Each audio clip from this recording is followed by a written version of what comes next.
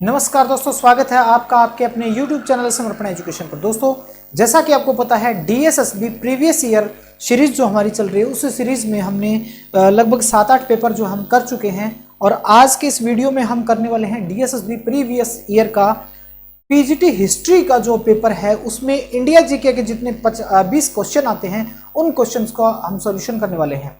दोस्तों, यहाँ हमारे प्रीवियस ईयर क्वेश्चन का सॉल्यूशन करने का महत्व क्या है, इसमें हमने अभी तक जितने पेपर किए हैं उनमें एक चीज सामने आई है कि लगभग एक ही पैटर्न पर सारे के सारे एग्जाम में जो है प्रश्न पूछे गए हैं। लगभग टॉपिक जो है वो सेम ही है, उन्हीं टॉपिक से उठा करके प्रश्न जो है बार बार क्वेश्चन जो है वो वहां से इस DSSB ने पूछे हैं। तो आप ये मान के चलिए, अगर आप इस तरीके से प्रीवियस ईयर के, उसमें जरूरी नहीं है कि आप टीचिंग का करें, आप टीचिंग की तैयारी करिए, नॉन टीचिंग की तैयारी करें, कोई मायने नहीं रखता। जो कॉमन पेपर है उस पेपर में आपका टीचिंग और नॉन टीचिंग दोनों में ही एक जैसे टॉपिक शामिल किए गए हैं। तो दोस्तों, अगर आप पहली बार चैनल के ऊपर आ रहे हैं, चैनल को सब्सक्राइब कर लेना, वीडियो को लाइक जरूर करना, क्योंकि इससे हमें एनर्जी मिलती है आगे से आगे और अच्छे तैयारी करवाने की आपकी। और इस वीडियो के डिस्क्रिप्शन में आपको मिलेगा एक लिंक जिस व्हाट्सएप का, जहां से आप हमारे व्हाट्सएप ग्रुप को, टेलीग्राम चैनल को आप जहां मर्जी चाहें आप ज्वाइन कर सकते हैं, ताकि आपको अगली आने वाली जो भी वीडियो है, जो भी अपडेट्स हैं, उनके लिंक्स आपको मिलते रहे। चलिए बिना समय गवाए शुरू करते हैं। और आज का जो पेपर है, ये पेपर आपका किसका है? ये पेपर है हिस्ट्री, पीजीटी हिस्ट्री का ये पेपर है, ठीक है। और इसमें जो है ये शुरू करते हैं। पहला प्रश्न जो आपके स्क्रीन पर है, देखिए, ताजमहल में प्रयुक्त पारभासी सफेद संगमरमर निम्नलिखित में से किस राज्य से लाया गया था? आसान प्रश्न है, लेकिन इस आसान प्रश्न में देखिए क्या होता है कि पेपर जो होता है उसमें सभी प्रकार के प्रश्न होते हैं। आसान लेवल के भी होते हैं, उसमें मीडियम लेवल के भी होते हैं, उसमें हार्ड लेवल के भी होते हैं, ठीक है। तो आसान लेवल वाले में क्या होता है, ज्यादा ओवर कॉन्फिडेंस के चक्कर में हम जो है उसको गलत कर बैठते हैं। तो ध्यान से प्रश्न को ध्यान से पढ़ना होता है, पेपर में सबसे जरूरी चीज ये होती है, और उसके बाद ही हमने आंसर देना होता है, क्योंकि DSSB में नेगेटिव मार्किंग होती है। चलिए, तो ताजमहल में प्रयुक्त पारभासी सफेद संगमरमर शब्द जो कहां से, किस राज्य से लाया गया है? केरल से, राजस्थान से, गुजरात से या तमिलनाडु से? तो ये जो है आप किसमें जो है आप इसको हिस्ट्री के प्रश्न के अंदर शामिल करेंगे, हिस्ट्री के पार्ट में आप शामिल करेंगे। और मैं आपको जहां जहां वो प्रश्न आते हैं ऐसे जो हर एक एग्जाम में पूछे गए हैं, वहां मैं आपको जरूर बताता रहूंगा कि इस टॉपिक से आपको क्या क्लियर करना जरूरी है। तो देखिए, ये राजस्थान से है। अब राजस्थान में अगर पूछ ले तो एक तो आपका मकराना जो है, यहां से तो है ही है, मकराना से ये पत्थर लाए गए हैं। दूसरी जो है ये आमेर से ये पत्थर मंगवाए गए हैं। तीसरा जो है राजगिर, ये राजस्थान में, एक तो राजगिर वो जो पुराना मगध राज्य वाला था वो, और ये एक राजगिर वो स्थान है। यहां से, इन 3 जगहों से ये ताजमहल में प्रयुक्त जो पारभासी सफेद संगमरमर है ये मंगवाया गया है। अगला प्रश्न देखें, निम्नलिखित में से कौन सा लोक नृत्य त्रिपुरा से संबंधित है? तो आप एक बार गांठ मान लीजिए एक बात को कि आपको लोक नृत्य, शास्त्रीय नृत्य, इनसे संबंधित नृतक या इनसे संबंधित जो भी कलाकार हैं वो आपको अच्छे से पढ़ने हैं। ये टॉपिक आपको बहुत इंपॉर्टेंट है। यहां से जो है लगभग 3 प्रश्न जो है वो आपके पूछे जाते हैं। 3 प्रश्न जो है यहां से आपके पूछे जाते हैं, ठीक है। तो देखिए, आपने अगर ये नहीं कर रखा है तो एक वीडियो हमने उसमें इनको बड़े आसान से जो है इस वीडियो के डिस्क्रिप्शन में मिल जाएगा, उस वीडियो का लिंक। वो जो हमने नृत्य और शास्त्रीय नृत्य जो है उनकी एक ट्रिक के माध्यम से करिए, और बड़े आसान जो है वो उसमें होने वाला है। बड़े आसानी से आप उनको याद रख सकते हैं। ऐसा जो है वो आप जरूर से करके वीडियो को देखें, और उस वीडियो के अंदर आपको सारे के सारे ये जो नृत्य हैं, ये नृत्य जो है आपको मिलेंगे वहां, ठीक है। यानी कि ट्रिक के अंदर एक बार वीडियो देखोगे आपको बिल्कुल याद हो जाएगा। झोरा नृत्य जो है ये कहां का है? ये यूपी का है। झोरा जो है वो कहां का है? यूपी का है, ठीक है। राउत नृत्य जो है ये कहां का है? ये झारखंड का है। क्या बात है भाई, मक्खी बैठी गया, ये झारखंड का है, ठीक है। और ये जो आपका जो त्रिपुरा का पूछा है, तो त्रिपुरा का जो होजगिरी जो नृत्य है, होजगिरी नृत्य जो है वो कहां का है? आपका त्रिपुरा का ये नृत्य है। और ये कोलकली जो है ये आपका कहां का है? ये आपका लक्षद्वीप का है। ये आपका लक्षद्वीप का, ये लक्षद्वीप जो आजकल बहुत ज्यादा प्रचलित है, वर्तमान में काफी जिक्र होता है इसका, ठीक है। तो ये कोलकली जो है लक्षद्वीप का ये नृत्य है। तो आपका राइट आंसर क्या है? ये एक नृत्य से संबंधित प्रश्न आपका पूछा ही पूछा जाएगा। अगला प्रश्न, निम्नलिखित में से किस मंत्रालय ने बजट 2021-22 में सबसे अधिक राशि आवंटित की है? देखिए, कुछ एक ऐसे टॉपिक होते हैं, यानी कि बजट का जो है आपका ये लगभग पूछ लिया जाता है। एक प्रश्न जो है किसी बजट से एक का आपका पूछा जाता है, उसमें क्या पूछा जाता है? एक तो आपका ये पूछ लिया कि सबसे अधिक राशि किस मद में या किस जो है योजना में सबसे अधिक आवंटित की गई है, किस विभाग को आवंटित की गई है। पहला प्रश्न तो ये पूछा जाता है। दूसरा आपसे ये पूछा जा सकता है कि आपका शिक्षा विभाग में, यानी शिक्षा पर खर्च कितना है, आपका स्वास्थ्य पर खर्च जो है वो कितना है, ये आपसे पूछा जा सकता है। ठीक है, आपका नागरिक सेवाओं पर जो है, नागरिक सेवाएं जो हैं उनके ऊपर जो है कितना है। इस प्रकार की 3-4 सेवाएं जो हैं उनके ऊपर आपको ये ध्यान करना चाहिए, याद करना चाहिए, पेपर से पहले समझ के जाना चाहिए कि बजट जो है, जिस वित्त वर्ष में आप पेपर दे रहे हैं उस वित्त वर्ष में बजट का इन विभागों में और एक सबसे अधिक राशि किसमें आवंटित की गई है और इन विभागों में कितनी राशि आवंटित की गई है, ये आप जरूर से पेपर में करके जाएं। ये प्रश्न कई पेपरों में ऐसा पूछा गया है। अगला देखिए, प्रश्न संख्या 4 है। निम्न 1980 में, ये मैं आपको बता रहा हूं, ये मैंने अभी तक जो 7-8 पेपर करवाए हैं उनमें ये थर्ड टाइम जो है ये रिपीट हो रहा है। थर्ड टाइम, तीसरी बार ये प्रश्न रिपीट हुआ है। 1980 में कितने निजी बैंकों का राष्ट्रीयकरण किया गया था? तो देखिए, इससे पहले एक प्रश्न वो भी आया था 1969 में कितने, यानी कि उसमें यह था कि 14 बैंकों का राष्ट्रीयकरण जो है वो कब किया गया था? तो वो किया गया था 1969 में। 14 बैंक थे जिनका राष्ट्रीयकरण किया गया।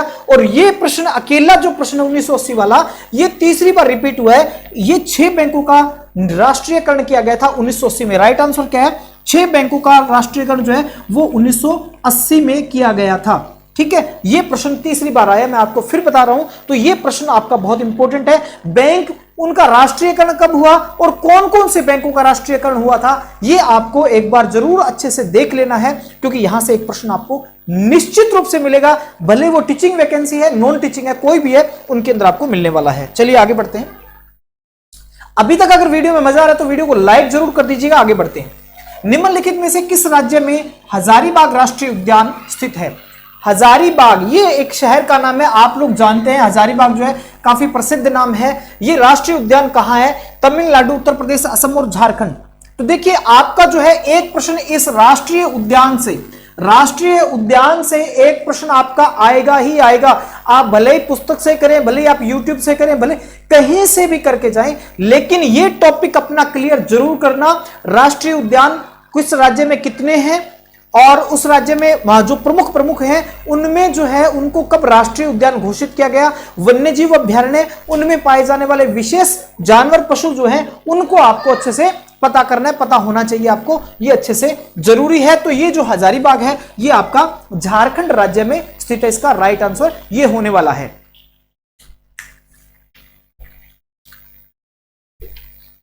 चलिए अगला देखते हैं। निम्नलिखित में से कौन सा जीवाणु रोग, ये देखिए, एक आपका एक रोग वाला आपने जरूर देखना है कि बैक्टीरिया से कौन सा हो रहा है, वायरस से कौन सा हो रहा है, फंगस से कौन सा रोग हो रहा है, ये आपने जरूर देखना है। दूसरा आपने ये देखना है विटामिन, उनके उपनाम, उनके वैज्ञानिक नाम क्या है और उनसे कौन कौन सी उनकी कमी से बीमारियां हो सकती हैं, ये टॉपिक भी आपने अच्छे तरह से करना है। तो निम्न में से कौन सा ऐसा है जो जीवाणु से रोग होता है? पोलियो, इबोला, आंत्रज्वर, हेपेटाइटिस सी। तो देखिए, पोलियो जो है वो किससे होता है? तो ये विषाणु से होता है, यानी कि ये वायरस से होता है। इबोला जो है, इबोला बुखार, ये भी किससे होती है? तो ये भी विषाणु से होती है। ठीक है, और हेपेटाइटिस सी, जिसको आप क्या कहते हैं, जिसको हम जो है हेपेटाइटिस सी, ये भी आपका क्या है? वायरस से होता है, यानी कि विषाणु से होता है हेपेटाइटिस सी। ठीक है, और ये जो है ये किससे होता है? ये जीवाणु से होता है। ये जो है वो जीवाणु से होता है। आंत्रज्वर, आंत्रज्वर जिसको आप क्या कहते हैं? आंत्रज्वर को हम कहते हैं टाइफाइड।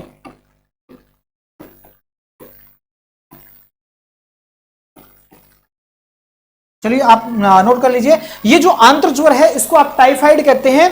और ये अगर ज्यादा बढ़ जाता है तो इससे जो है वो लीवर का जो आंत का जो है वो क्या, कैंसर तक बन जाता है। हेपेटाइटिस सी भी, ये भी बहुत खतरनाक है, ये भी बढ़ जाता है। तो इससे जो है आपका लीवर, यानी कि इसमें जो है सबसे ज्यादा लीवर प्रभावित होता है।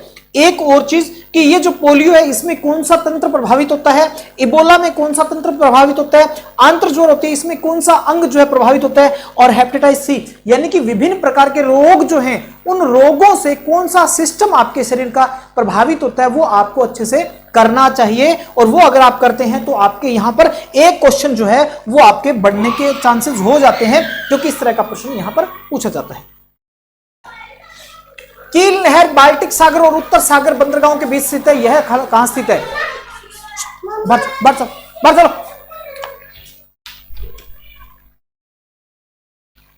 कील नहर बाल्टिक सागर और उत्तरी सागर बंदरगाहों के बीच स्थित है, यह खालिस्तान में स्थित है। कहां है?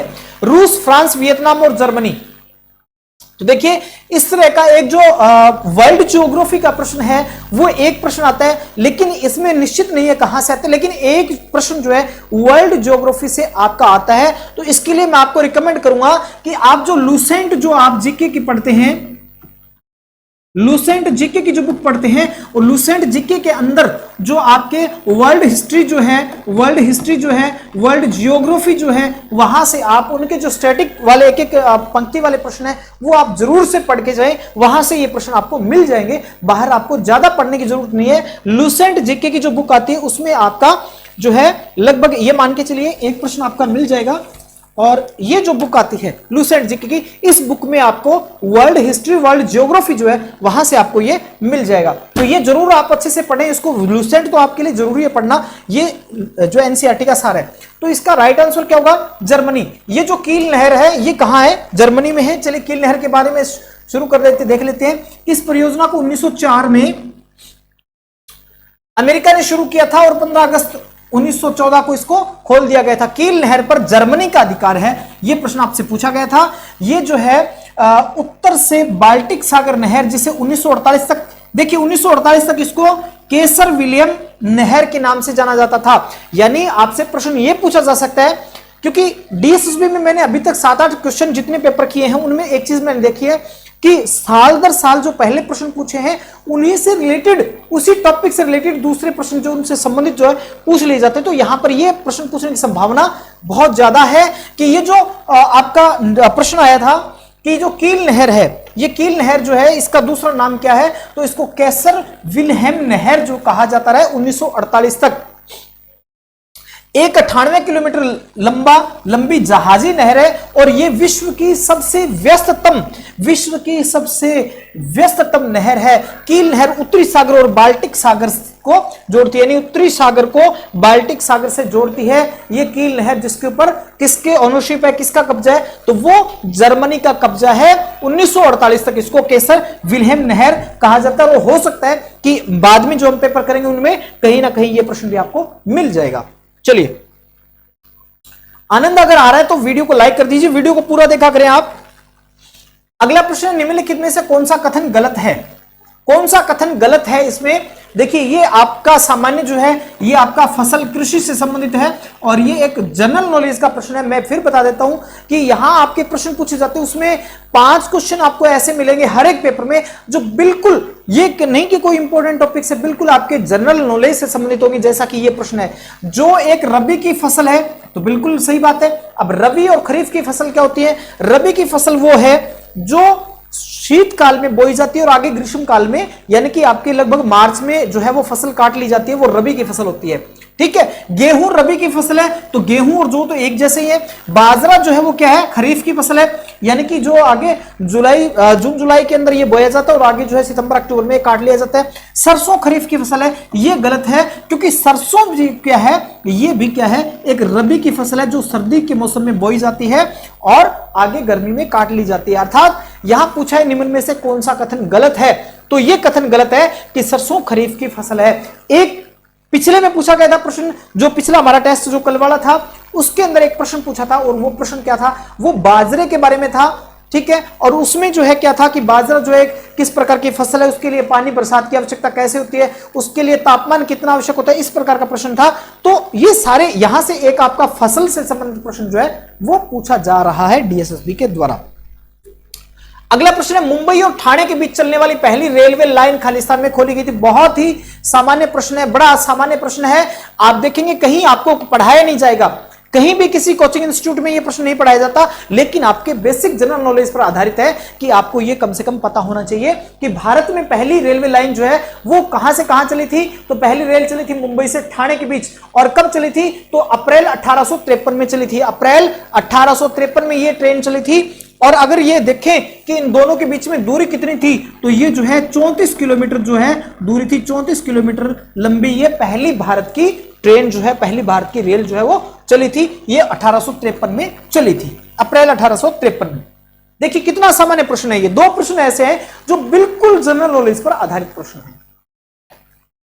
निम्नलिखित में से किसने 1919 के भारतीय राष्ट्रीय कांग्रेस के अमृतसर अधिवेशन की अध्यक्षता की? एक बार फिर ये टॉपिक और है, इसमें आपको प्रमुख प्रमुख जिनमें विशेष बातें हुई हैं ऐसे कांग्रेस के अधिवेशन, उनके अधिवेशन की अध्यक्षता किसने की, ये चीज और वो अधिवेशन किस वर्ष हुआ था, ये आप अच्छे से करके जाएं। आप साथ के साथ नोट कर सकते हैं कि ये टॉपिक जो है हमारे डीएसएसबी के लिए बहुत जरूरी है। उनमें से ये है कांग्रेस का अधिवेशन वाला। 1907 को करना आपको जरूरी है क्योंकि उसमें बंगाल का विभाजन हुआ था, कांग्रेस का विभाजन हुआ था 1907 में, सूरत के अंदर हुआ था। इसके बाद में जो है जलियांवाले बाग के बाद में या उससे पहले कौन सा हुआ था, ठीक है। उसके बाद में जो आपका 1929 में कहा हुआ, 30 में कहा हुआ, सुभाष चंद्र बोस अध्यक्षता किसने की थी, कब की थी, वो कब हुआ, ये सारे के सारे इंपॉर्टेंट है, वो आपको अच्छे से करने चाहिए, आपको आने चाहिए। ये टॉपिक जो आप क्लियर करके डीएसएसबी के एग्जाम में बैठे तो आपके लिए बेटर होगा, और एक क्वेश्चन जो आपको बिल्कुल गिफ्ट के तौर पर मिलेगा।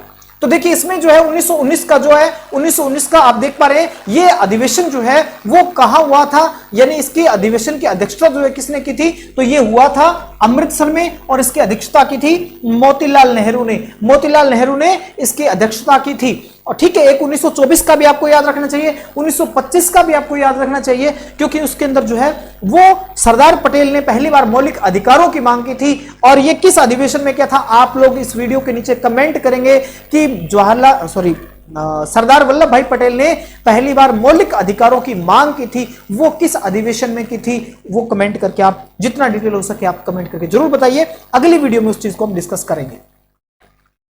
युवा बंगाल आंदोलन, जिसको हम कहते हैं young Bengal movement, young Bengal movement, ये जो 1826 से 1832 के बीच चला, इसकी स्थापना कलकत्ता में किसके द्वारा की गई थी? देखिए बहुत इंपॉर्टेंट प्रश्न है ये जो है। यंग बंगाल आंदोलन जो है, यंग बंगाल मूवमेंट जो है, ये प्राचीन जो जितने हमारे इतिहास में आंदोलन हुए हैं उनके बारे में भी आपको अच्छे से पढ़ना चाहिए, क्योंकि यहां से प्रश्न पूछे गए हैं। तो जैसे आपके महात्मा गांधी जी ने जितने चलाए थे वो कब कब उनका फैसला लिया गया, क्या उनका प्रभाव रहा, क्या उनका मुख्य उद्देश्य था, वो सारे इस तरह के दूसरे जो धार्मिक आंदोलन चले हैं वो भी आपको पता होना चाहिए। तो इसका राइट आंसर क्या है? बंगाल आंदोलन, जो युवा बंगाल आंदोलन है, Henry Vivian Derozio, Warren Hasting, William Bentinck, William Wedderburn, ये किसने शुरू किया था? तो ये किया था हेनरी विवियन डेरोजियो, जो कि कलकत्ता के हिंदू कॉलेज से संबंधित थे। कलकत्ता के हिंदू कॉलेज की स्थापना इन्होंने की थी और इसी से संबंधित थे। इन्होंने खास बात क्या रही कि ये जो है एक अंग्रेज भारतीय कवि थे और ये भारत के प्रथम राष्ट्रवादी कवि माने जाते हैं। देखिए इतिहास है, ये इतिहास में लिखा है कि भारत के प्रथम राष्ट्रवादी कवि ये माने जाते हैं। हिंदू कॉलेज कोलकाता में सहायक प्रधानाध्यापक थे और वह अपने समय के क्रांतिकारी विचारक भी थे। और इन्होंने किया क्या, वो देखना आश्चर्य की बात देखिए, हिंदू कॉलेज के ये क्या है, प्रोफेसर हैं। और आगे देखिए काम जो आजकल हो रहा है वही काम इन्होंने भी किया। युवकों के बीच पश्चिमी शिक्षा और विज्ञान का प्रचार करने वाले पहले भारतीय शिक्षकों में से एक थे। अब देखिए आगे देखिए, उनकी प्रारंभिक मृत्यु के लंबे समय बाद उनकी विरासत उनके पूर्व छात्रों के बीच रहती है, जिन्हें यंग बंगाल के रूप में जाना जाने लगा और जिनमें से कई सामाजिक सुधार, कानून और पत्रकारिता में प्रमुख हो गए उनके शिष्य। और 1831 में इनकी हो गई थी मृत्यु। अब देखिए 22 वर्ष की आयु में इनकी मृत्यु हो गई 1809 से 1831। हैजे के कारण इनकी मृत्यु होती है। और आगे बात देखिए इन्होंने क्या किया, ईस्ट इंडिया दैनिक पत्र का संपादन भी किया है। प्रश्न ये है, ये प्रश्न जो है आने की संभावना है, ईस्ट इंडिया दैनिक पत्र जो है इसका संपादन किसने किया? हेनरी विवियन डेरोजियो ने किया। इसके बाद देखिए इन्होंने जो यंग बंगाल आंदोलन था वो असल में था क्या? हिंदू समाज की सामाजिक एवं धार्मिक संरचना के विरुद्ध विद्रोही भावना रखते थे। ये जो इसमें यंग बंगाल जो मूवमेंट था, इसमें जो लोग थे वो क्या करते थे, वो हिंदू समाज की सामाजिक एवं धार्मिक संरचना के विरुद्ध विद्रोही भावना रखते थे। और इसमें कुछ दल ईसाई जैसे अलेक्जेंडर डफ भी थे जो कि ईसाई मिशनरी थे और हिंदुओं के धर्मांतरण के लिए तरह तरह के उपाय करते रहते थे। लाल बिहारी भी इनके एक शिष्य थे जिन्होंने हिंदू धर्म का त्याग किया था। और कुछ यंग बंगाली अपने बाद के दिनों में ब्रह्म समाज आंदोलन में भी घुसे और उसको भी प्रभावित करने का प्रयास उन्होंने किया। चलिए आगे देखते हैं। अगला प्रश्न है, no spin my autobiography. No spin my autobiography ये एक जीवनी है, ये एक आत्मकथा है। किस खिलाड़ी की आत्मकथा है? सचिन तेंदुलकर, शेन वार्न, वीरेंद्र सहवाग और अनिल कुंबले। ये किसकी आत्मकथा है? तो देखिए स्पिन की बात करते हैं तो स्पिन के जादूगर जो हैं वो दो हुए हैं, एक हुए शेन वार्न और दूसरे मुथैया मुरलीधरन। उसके बाद में अनिल कुंबले का नाम आता है। लेकिन सचिन और वीरेंद्र सहवाग इनका जो है स्पिन से कोई लेना देना नहीं। हालांकि इन्होंने विकेट ले रखे हैं, स्पिन गेंदबाजी भी की है, लेकिन अगर स्पिन जिन्होंने अपनी ऑटोबायोग्राफी जो दी है वो कौन है? तो वो राइट आंसर है शेन वार्न है। शेन वार्न ने जो इनकी ऑटोबायोग्राफी, इनकी जो आत्मकथा है वो क्या है? No spin my autobiography. इसी प्रकार एक ऑटोबायोग्राफी, एक पुस्तक जो हाल ही में लॉन्च हुई है या आसपास में विभिन्न कारणों से किसी भी कारण से चर्चा का विषय रही है, ऐसी पुस्तकें जो हैं वो आप जरूर जो है देख करके जाएं। और सबसे जरूरी बात मैं आप लोगों के लिए बताना चाहता हूं कि आप लोग अगर डीएसएसबी में आप भले किसी भी कंपेटिटिव एग्जाम में आप ज्वाइन होना चाहते हैं तो एक चीज आदत बना लीजिए, डेली कोई ना कोई भी राष्ट्रीय अखबार जो है वो जरूर पढ़ें और उसको पूरा पढ़ें। उसके अंदर जो योजनाएं हैं, जो करंट के विषय हैं वो सारे के सारे आते हैं, आपको पता भी नहीं चलता कब आपने याद कर लिया। और सुबह के टाइम में, शाम के टाइम में, जब भी समय मिले आप अखबार का एक रूटीन बनाइए, अखबार जरूर पढ़िए, जो कि आपके जनरल नॉलेज के अंदर आपको बहुत हेल्प करता है। ये मेरा पर्सनली अनुभव कह रहा है कि आप ये डीएसएसबी में अगर एग्जाम क्लियर करना चाहते हैं तो वो जरूर कीजिए, वो अखबार पढ़ना जरूरी है। जब मैंने इसके लिए तैयारी की थी उस टाइम जो है मैंने ना तो प्रीवियस ईयर पेपर देखे, मैंने अपने हिसाब से मैंने अपने टीचिंग के बेनिफिट के आधार पर जो उसमें सिलेक्शन पाए। लेकिन मैं आप लोगों के लिए रिकमेंड करूंगा कि अगर आप डीएसएसबी में सेलेक्ट होना चाहिए तो भले आप लेक्चरर के लिए, भले टीचर के लिए, भले पीआरटी टीचर के लिए, भले नॉन टीचिंग स्टाफ के लिए, कहीं भी है तो आपको अखबार पढ़ने की आदत जरूर बनानी चाहिए। चलिए अब देख लेते हैं कि उन्होंने 1992 में, यानी शेन वार्न ने 1992 में अपना पहला टेस्ट मैच खेला। 1000 से अधिक अंतरराष्ट्रीय विकेट यानी टेस्ट में और एक दिवसीय मैचों में लिए उन्होंने। उनका जन्म जो है 13 सितंबर 1969 को हुआ था। और शेन वार्न व्यापक रूप से खेल के इतिहास में सबसे बेहतरीन गेंदबाजों में से एक रहे हैं, यानी कि टॉप सबसे ज्यादा विकेट लेने वाले ये, उनके बाद मुथैया मुरलीधरन और उसके बाद में जो अनिल कुंबले वगैरह आते हैं। और प्लेइंग इट माई वे, ये प्लेइंग इट माई वे ये सचिन तेंदुलकर की ऑटोबायोग्राफी है। प्लेइंग इट माई वे ये जो आत्मकथा है ये सचिन तेंदुलकर की है। और वाइड एंगल जो है वो अनिल कुंबले की है। अब अनिल कुंबले देखिए इस तरीके से लेग स्पिन गेंदबाजी करते थे, तो आप कह सकते हैं कि वो वाइड एंगल आकर के गेंदबाजी करते थे। तो याद रह जाएगा आपको कि वाइड एंगल जो आत्मकथा है वो अनिल कुंबले की है। इसी प्रकार जो सुनील गावस्कर हैं उनकी आपको पता होना चाहिए, वीरेंद्र सहवाग की पता होना चाहिए। जो इन्होंने जो भी खिलाड़ी हैं, क्रिकेट से प्रश्न आपके पूछे जाते हैं, कहने का अर्थ ये है। प्रश्न संख्या 13 है, निम्नलिखित में से किस फिल्म ने 11वें दादा साहब फाल्के फिल्म 2021 में सर्वश्रेष्ठ फिल्म यानी जूरी का पुरस्कार जीता है? तो देखिए मैं फिर से बता देता हूं कि दादा साहब फाल्के पुरस्कार जो है इसका इतिहास क्या है, पहली बार किसने जीता, ये कब शुरू हुआ, किन कॉन्सेप्ट में ये पुरस्कार दिया जाता है, 2023 में किसको, 24 में किसको, ये जो है आप एग्जाम से पहले जरूर देख कर जाइए। आप मैं एक चीज और बता देता हूं, आप एक लिस्ट बना लीजिए मेन टॉपिक की जो आपको एग्जाम से पहले क्लियर करने हैं। भले ही आप पुस्तकों से करें, भले ही यूट्यूब से करें, भले किसी मोबाइल ऐप से करें, लेकिन वो टॉपिक जरूर करें। और उन टॉपिक में एक आपका दादा साहब फाल्के पुरस्कार जो है ये भी आप उसमें शामिल जरूर करें। इसके हाल ही में जरूर नहीं कि आपको 2024 में पेपर दे रहे हैं तो 2023 वाला पूछेगा। और यहां तक इसमें तो करंट अफेयर का इतना मैंने देखा है, पिछला पेपर हमने किया था वो पेपर हुआ था आपका ऑनलाइन पेपर था, यानी कि लगभग था 19 अप्रैल को था, हाँ 19 अप्रैल 2021 को था। स्टोर कीपर का पेपर था या स्टेनोग्राफर का पेपर था। और उसमें 4 अप्रैल को जो 4 अप्रैल 2021 को जो घटना हुई है वो पेपर में पूछ रखी थी, यानी 15 दिन पहले का भी उसमें पूछ रखा था। तो इसलिए आपके लिए जरूरी है कि आप करंट अफेयर में यानी कि आप अखबार जरूर पढ़ें। आप न्यूज चैनल अगर आप देखते हैं तो उसके अंदर डीडी न्यूज आप जरूर देखा करें। एक आदत बनाइए कि डीडी न्यूज पर जब दिन भर की सारी खबरें शाम को आती है तो वो 1-आध घंटा जो वो उस पर आप जरूर लगाइए। आप टीवी देखने का आदी हैं तो आप राज्यसभा संसद टीवी, जो लोकसभा टीवी है संसद टीवी, उसको देखिए। आप शाम के समय उसके ऊपर डिबेट आती है, बड़ी शानदार आपके जनरल नॉलेज को बढ़ाने वाली डिबेट आती है। वो चीज अगर आप देखेंगे तो अपने आप को अलग फील करेंगे और अपने आप को कहीं भी किसी भी भर्ती को क्लियर करने में जो आप पीछे नहीं रहेंगे। ये मेरा वादा है, मेरा गारंटी है अगर आप ऐसा करते हैं तो 2021 में दादा साहब फाल्के के लिए बेस्ट फिल्म जूरी का पुरस्कार किसने जीता है? तो वो जीता है जंगल क्राई नहीं। राइट आंसर ये है। ठीक है, चलिए। खालिस्तान मंत्रालय ने हाल ही में दीनदयाल अंत्योदय योजना, राष्ट्रीय ग्रामीण आजीविका मिशन और initiative for what works to advance women and girls in the economy के बीच संयुक्त पहल जेंडर संवाद इवेंट की शुरुआत की है। किस मंत्रालय ने की है? केंद्र सरकार की योजना, दिल्ली सरकार की योजना है।